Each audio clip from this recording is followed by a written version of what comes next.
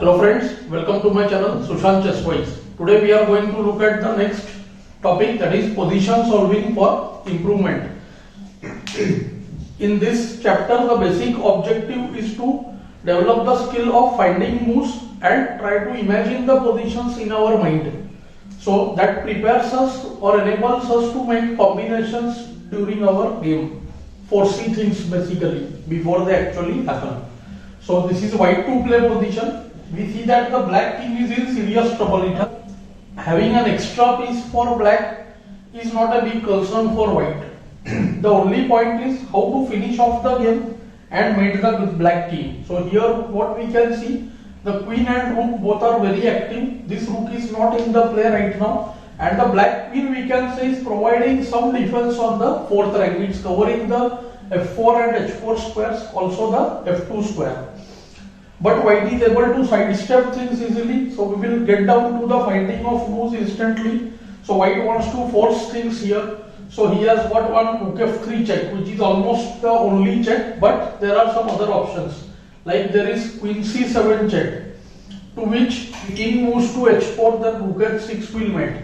So queen c7 check is also an interesting option. To qc7 check, black can use the move qf4, and after rook f4 gf4, indeed white is winning over there, but white wanted to force a mate or try to look for a more forced combination. We will not know when we start calculating that whether there is a forced mate, but as we have learned to discuss the factors, we see that activity and king safety are too much, so white should try to look for mate. So we will come to know during the course of our calculation. So white started looking into the move rook f3. Let's get started.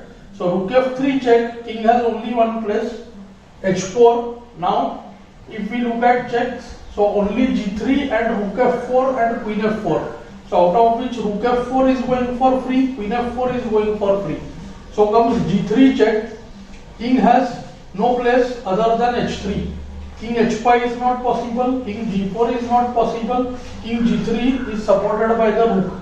So king has to take on h3. When comes queen h5 check, and it looks as if it's a checkmate, but black has one final defense, the queen can interpose. So if we try to remember the position, what we see, rook on f3, pawn on g3, king on h3, queen on h5, and the black queen on h4. And now there are two ways to checkmate. One, g into h4. See, the rook is giving check, so it's like an opposition here. Rook is giving check, king cannot move back, g4, h4 both are controlled by our queen. And also we have very interesting g4 check, pawn goes to g4 instead of gh3. When also rook gives check, queen cannot interpose because it is pinned, and both of them lead to checkmate. So rook f3 check, kh4, g3 check, king h3, qh5 check, only move qh4, and here both g4 checkmate, very interesting, and of course g into h4, which is also checkmate. Let's go to the next position now. Here again we see that white is very active.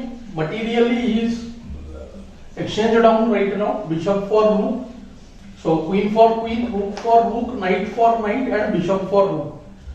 But we can easily make out that white is about to checkmate black king, because black king has no place to move, and all the four pieces are towering or hovering near the black king.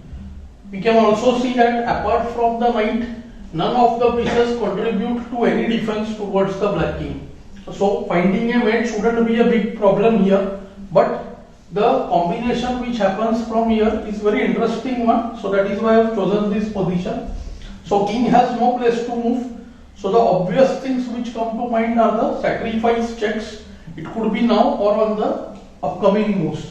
So rook c7, which comes to mind first. There is rook d8 and the queen check from c5.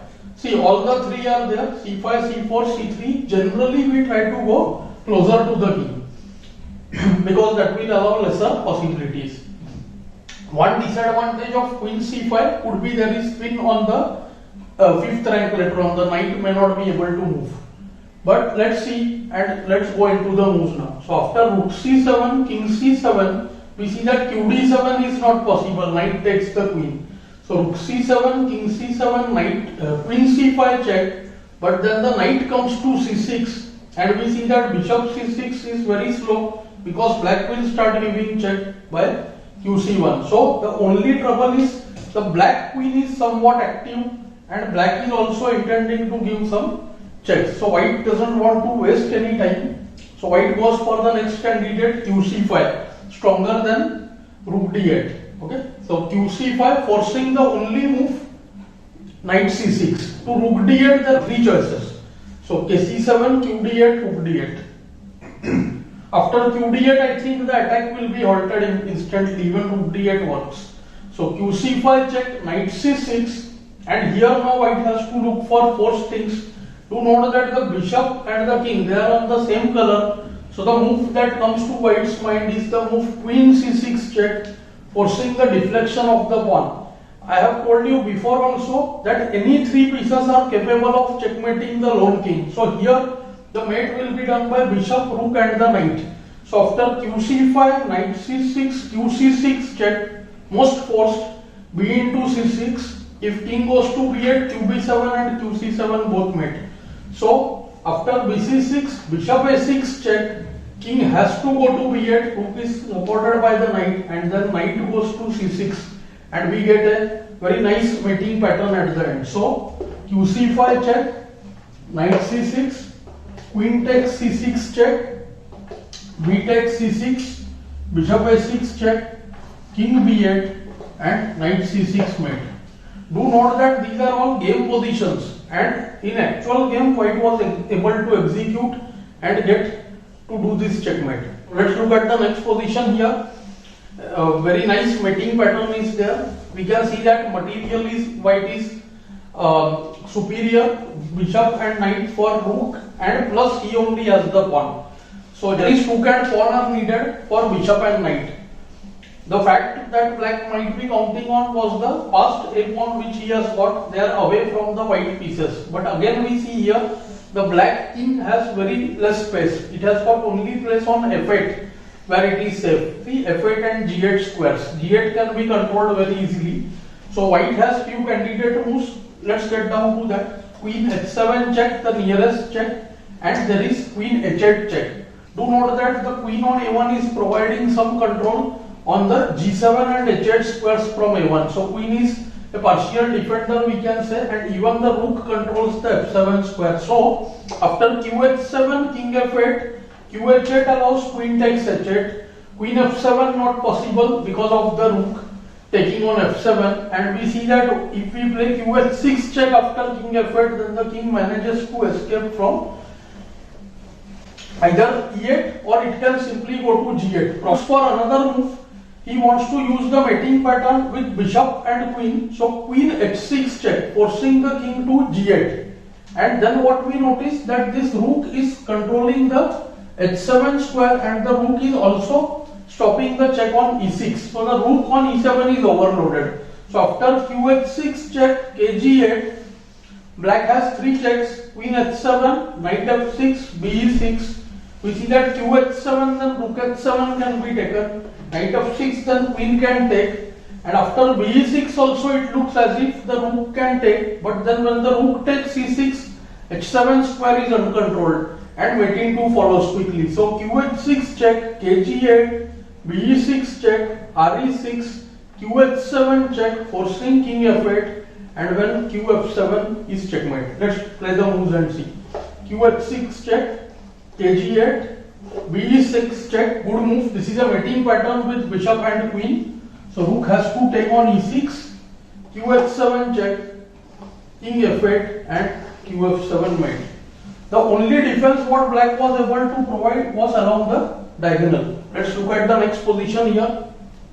In all these positions what we have seen, the king safety is heavily compromised, and we are trying to do positions so that we understand that more than material, the king safety or activity they are to be valued. So here white sees that his pieces are very active. Queen on a8, rook on a1, bishop on g2 eyeing the diagonal. Even the pawn on f4 controls the e5 square from where the black king might try to escape. So the important squares where white has got attack is one, queen eyes the c6 square, rook is eyeing the a7 square. So these two checks are obviously there to be considered. Queen d8 is nicely controlled because bishop and king both control over there. So white goes for the obvious move, first rook a7 check in his calculation. The reason being, after rook a7, it's very much forced. See, king has either place on d6 or queen has to take on a7. So this position I would say is solving is slightly easy. So after rook a7, kd6, we see that q d5 and checkmates because of the bishop's support on d5. Let's look at the other line. Rook a7, queen a7, queen into a7 check. Now the king has two places to move. If king goes to c8, then q b7 and it's checkmate. Okay, and after the moves, rook a7, queen a7 check. King has to go to d6, then q b6 check, forcing kd7. That is the only place. And then we see it looks as if the king can escape from e8, but the move queen c6. Bishop is protecting the c6 square and queen c6 is checkmate. Let's play the moves. ra7, if kd6, then qd5 checkmate. So queen into rook first. When queen into queen, king goes to c8, then qb7 mates. King has to come to d6. Queen b6 check. Do note that after rook d1 check, black can go ke6 trying to escape from f7. Rook d4 and nd4 are also possible, but ke6 will allow him to survive. So qb6 check, force kd7 and qc6 checkmate. At the next position here, again it's white to play. White's pieces are again somewhat active. We note that here white is not having one rook, so white is one rook down. Queen has penetrated the e6 square, it's very close to the king, and we see that the three squares which are weak right now are g6, f7 and g8. To some extent f8 is also weak, but right now we are not able to exploit. So the candidate moves what we should consider is 1, bg6, the new piece joins the attack. Second, rook f8, 3, queen f7 check, and to some extent queen into d7 check. Of course, we see that qd7, kd7 will only help black. Black wants exchanging of pieces, but sometimes what happens after the exchange, if we are able to force moves like e6 or bb5 check, so we should not miss that move altogether. So we should have this as a candidate move. White started his calculation in the most forced line. He started with bg6. We know that after bg6 there are only two possibilities. One is king f8 and second is rg6. So that is the reason to enter into the line bg6. So after bg6, if king f8, king d8, then rook f8 check. The e7 bishop is getting pinned, and after rook comes to f8, queen e8 only move. When rook e8 is checkmate, bishop is protecting the e8 square. So in the game, after bg6, rook g6 forced. When qg6 check, king had to go to d8, rook f8 check, forcing queen e8, and then queen e8 mate. Do note that here rook e8 is not mate, king will get placed on d7. Let's play the moves and see. bg6, rook g6 check, qg6 check, kd8 forced, rook f8 check, forcing qe8. Do note that the bishop is pinned by the g5 bishop. So qe8 checkmates. So you must have already noted that in all these positions, white is very active and the black's king position is bad. So what we are emphasizing again and again is the point that bad king position will not compensate for the excess of material. Okay. So like we have seen here also, see materially queen for queen, two bishops for two bishops, rook for rook, knight for knight, and again black is a rook up. Black king has no place to move, g7 is guarded. Here white has some interesting possibilities. Let's see what are the checks possible. We have one very important queen f4 check, bishop g5 check, pawn to g5 check. These three checks come to mind. Also bf8 should be considered. First, it looks like bg5 is met because bishop is giving check, king has no place to move. But unfortunately, after bg5, just there is qg5. And if we try to take qe8, then qg4 check or even queen into d5. Black will survive that position. So, white should consider queen f4 check. But after queen f4 check, there is king g7. And then after queen f6 check, again the king comes to h6. So, g5 check should be considered. The main benefit of g5 is the king will be pulled outside, like we have done in an earlier chapter of extraction sacrifice, where we try to bring the king ahead. So g5 check, king h5, bishop f3 check, and queen e2 check. Two candidates come to mind. To queen e2 there is bishop g4. So the queen will be misplaced here. So white was other way around. g5 check, king h5, bishop f3 check. Now if king goes to h4, then qg3 mates. So the only move bg4, and here it looks like after bg4, kg4, queen check, then the king can go to f5 and escape. But white found a very strong move after the move bishop g4. So this bishop on g4 is pinned. So white uses the tactic qg3. And now there is no defense to the threat of qg4 mate or qh3 mate. Let's play the moves and see. So g5 check, kh5, bf3 check, bg4, qg3. When practicing at home, we should try to imagine this position clearly and try to find the defense. So there is qd7, one defense. To qd7, simply qh3 mates. The bishop is pinned, bishop cannot take the queen, and g5 is protected. To the move bishop into f3, still qh3 mates. And if we take qe7, now qg4 has to be played because qh3 allows kg5. So here qg4 checkmate. So this is how the king came out and it got mated.